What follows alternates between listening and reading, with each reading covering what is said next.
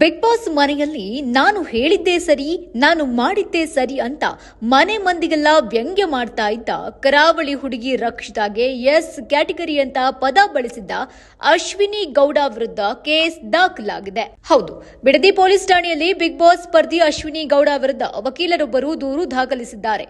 ಈ ಹಿಂದೆ big boss ಸ್ಪರ್ಧಿಗಳು ಮನೆ ಒಳಗೆ ಇದ್ದಾಗಲೇ ದೂರು ದಾಖಲಾಗಿ ಸಂಕಷ್ಟ ಎದುರಿಸಿದ್ದ ಘಟನೆಗಳು ಕೂಡ ನಡೆದಿತ್ತು. ರಕ್ಷಿತಾ ಶೆಟ್ಟಿ ಬಗ್ಗೆ ಸ್ಲಮ್ ಎಂದು ಅಶ್ವಿನಿ ಗೌಡ ಹೇಳಿದ್ದನ್ನ ಮ್ಯೂಟ್ ಮಾಡಲಾಗಿತ್ತು. ಆದರೆ ಆಕೆಯ ಪದ ಬಳಕೆ ವೀಕ್ಷಕರಿಗೆ ಅರ್ಥವಾಗಿತ್ತು. ಅಷ್ಟೇ ಅಲ್ಲದೆ ಮತ್ತೆ ಇದನ್ನ ವಿಚಾರವಾಗಿ ಜಾಹ್ನವಿ ಬಳಿಕ ಮಾತನಾಡುತ್ತಾ ಎಸ್ ಅಂತ ಹೇಳಿದೆ ಅಲ್ವಾ ಎಂದು ಅಶ್ವಿನಿ ಮತ್ತದೇ ಅರ್ಥದಲ್ಲಿ ಮಾತನಾಡಿದ್ರು.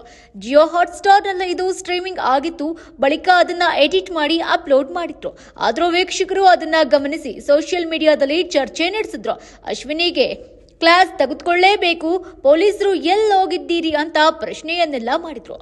ವಕೀಲರೊಬ್ಬರು ಇದನ್ನ ಖಂಡಿಸಿ ದೂರನ್ನ ದಾಖಲಿಸಿದ್ದಾರೆ. ಕನ್ನಡ ಪರ ಹೋರಾಟಗಾರ್ತಿ ಬಾಯಲ್ಲಿ ಛೇ ಇದೆಂತ ಪದ ಅಂತ ಅವಮಾನ ಕೂಡ ಸೋಷಿಯಲ್ ಮೀಡಿಯಾದಲ್ಲಿ ಅಶ್ವಿನಿ ವಿರುದ್ಧ ಜೋರಾಗಿದೆ.